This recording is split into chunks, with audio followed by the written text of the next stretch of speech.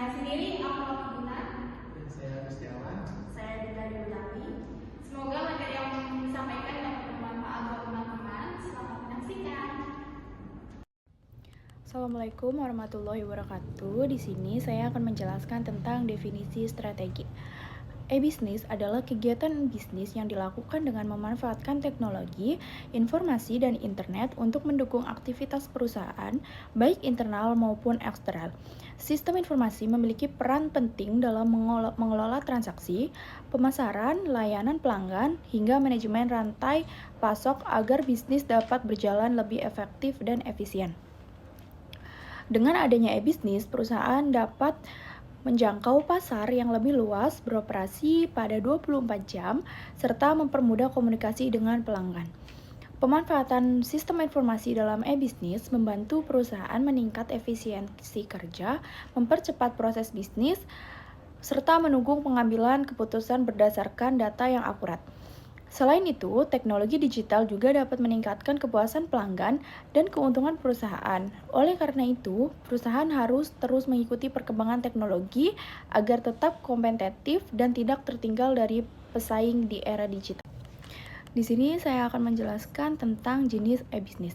E-bisnis adalah kegiatan bisnis yang memanfaatkan internet dari teknologi digital untuk transaksi, pemasaran, dan layanan pelanggan. Dengan e-bisnis, perusahaan dapat bekerja lebih efisien, menjangkau pasar lebih luas, dan meningkatkan hubungan dengan pelanggan.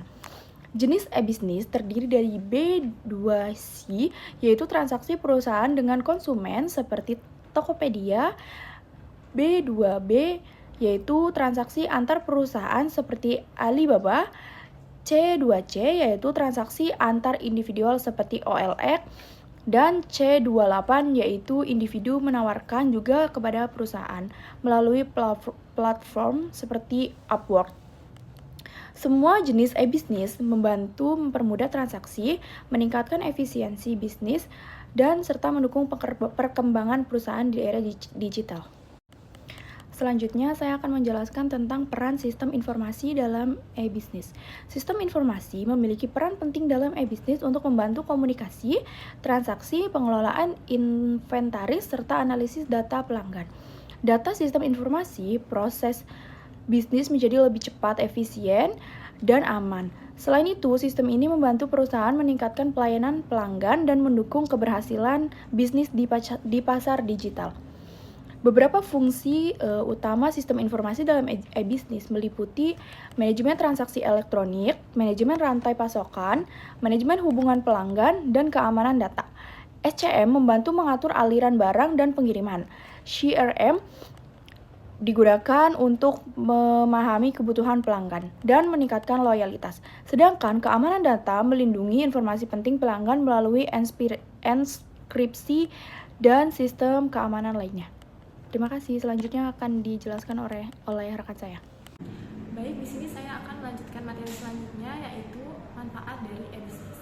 E-bisnis memberikan berbagai manfaat bagi perusahaan, seperti misalnya memperluas jangkauan pelanggan, mengurangi biaya operasional, dan meningkatkan kualitas layanan melalui interaksi personal. Selain itu, e-bisnis memungkinkan perusahaan menganalisis perilaku pelanggan sehingga dapat membantu membangun kepercayaan pelanggan di pasar digital, dan strategi pemasaran juga dapat tepat sasaran.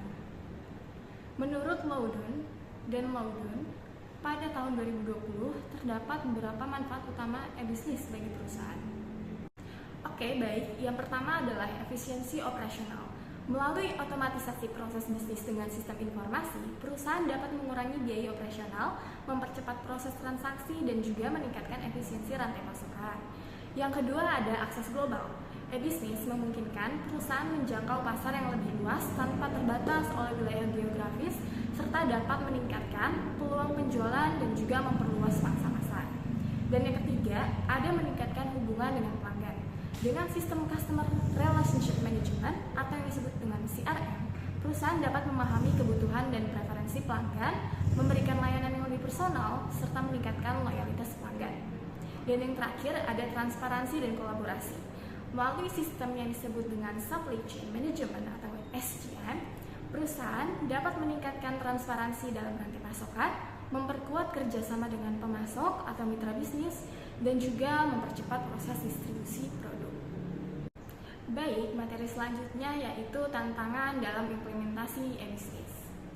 Implementasi e-bisnis tidak hanya memberikan manfaat, tetapi juga menghadirkan berbagai tantangan bagi perusahaan.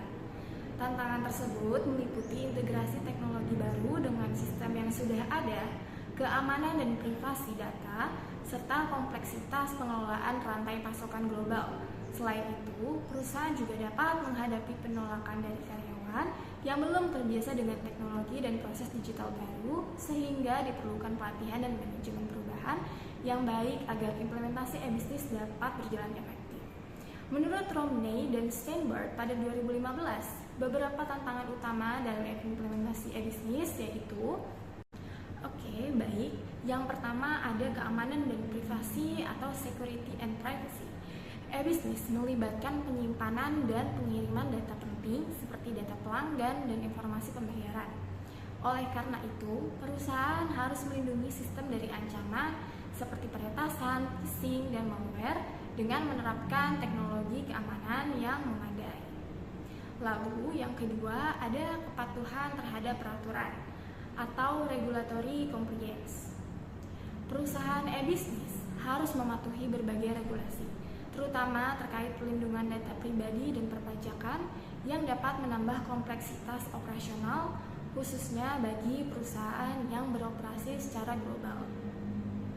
Yang ketiga, ada infrastruktur teknologi yang memadai atau disebut dengan technological infrastruktur. Implementasi e-bisnis membutuhkan infrastruktur teknologi yang kuat seperti server yang andal, sistem pembayaran yang aman, dan platform digital yang stabil untuk menghindari gangguan sistem atau downtime. Dan kemudian yang terakhir ada perubahan budaya organisasi atau organizational culture change. Penerapan e-bisnis sering memerlukan perubahan cara kerja dalam organisasi sehingga karyawan perlu dilatih agar mampu menggunakan teknologi baru dan beradaptasi dengan proses bisnis yang lebih digital. Selanjutnya ada teknologi utama dalam e-bisnis. E-bisnis didukung oleh berbagai teknologi yang membantu perusahaan menjalankan transaksi online, mengelola data pelanggan, serta meningkatkan efisiensi operasional. Menurut Loudon pada tahun 2020, beberapa teknologi utama yang mendukung e-bisnis antara lain. Yang pertama adalah komputasi awan atau cloud computing. Teknologi ini memungkinkan perusahaan menyimpan data, menjalankan aplikasi, dan mengolah sistem tanpa harus memiliki infrastruktur fisik yang besar. Cloud computing juga memberikan fleksibilitas dan memudahkan perusahaan dalam meningkatkan kapasitas sistem saat terjadi lonjakan aktivitas seperti pada periode promosi besar. Yang kedua, ada data besar dan analisis atau big data and analytics. Teknologi ini digunakan untuk mengumpulkan dan menganalisis data dalam jumlah besar dari berbagai sumber seperti misalnya transaksi online dan media sosial. Analisis data membantu perusahaan memahami perilaku pelanggan, mengidentifikasi tren pasar, serta membuat strategi pemasaran yang lebih tepat sasaran. Yang ketiga, ada kecerdasan buatan atau disebut dengan artificial intelligence atau AI. AI digunakan untuk mengotomatisasi berbagai proses bisnis seperti misalnya layanan pelanggan melalui chatbot, analisis prediktif, dan rekomendasi produk. Teknologi ini membantu meningkatkan pengalaman pelanggan serta efisiensi dalam pengelolaan operasional dan rantai pasok. Lalu yang terakhir ada blockchain. Blockchain merupakan teknologi yang menyediakan sistem pencatatan transaksi yang aman, transparan, dan sulit untuk dimanipulasi. Teknologi ini membantu meningkatkan keamanan transaksi digital serta mengurangi resiko penipuan dalam kegiatan e-bisnis. Baik, sekian materi yang dapat saya sampaikan. Selanjutnya akan disampaikan oleh rekan saya. Halo teman-teman, pada kasus kali ini kita akan membahas bagaimana peran sistem informasi dalam mendukung operasional e-bisnis serta meningkatkan keunggulan kompetitif pada platform yaitu Shopee. Nah, bayangkan, kita membuka aplikasi Shopee dalam hitungan detik saja, Kita bisa mencari produk, membandingkan harga, melakukan pembayaran, hingga melacak paket. Semua ini terjadi karena peran sistem informasi yang bekerja di balik layar, mengintegrasikan seluruh proses bisnis secara cepat dan efisien. Tidak hanya itu, Shopee juga mengenal penggunanya melalui sistem CRM. Setiap aktivitas kita dianalisis sehingga rekomendasi produk dan promo yang muncul terasa relevan dan personal. Inilah yang membuat pengalaman belanja menjadi lebih nyaman dan menarik. Ditambah lagi, integrasi dengan pembayaran digital dan layanan logistik memungkinkan transaksi berlangsung secara instan, transparan, mulai dari bayar hingga barang sampai di tangan kita. Nah, hal tersebut bisa kita pantau secara real time karena sistem informasi bukan sekedar alat operasional, tapi menjadi kunci utama bagi Shopee untuk menciptakan keunggulan kompetitif. Contohnya, layanan cepat, tepat, dan benar-benar sesuai kebutuhan pelanggan. Baik, pada kesimpulan kali ini dapat kita simpulkan bahwa integrasi sistem informasi dalam bisnis menjadi fondasi utama dalam meningkatkan efisiensi operasional dan kualitas pengambilan keputusan.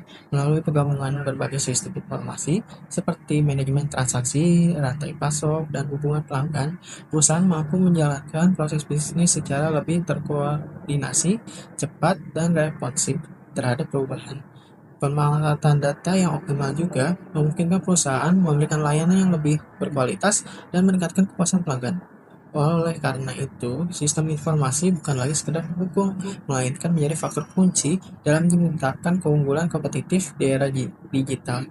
Namun, keberhasilan implementasinya sangat tergantung pada kemampuan perusahaan untuk terus beradaptasi dengan perkembangan teknologi, serta meningkatkan kompetisi sumber daya manusia. Semua ini agar sistem yang digunakan tetap relevan, efektif, dan berkelanjutan.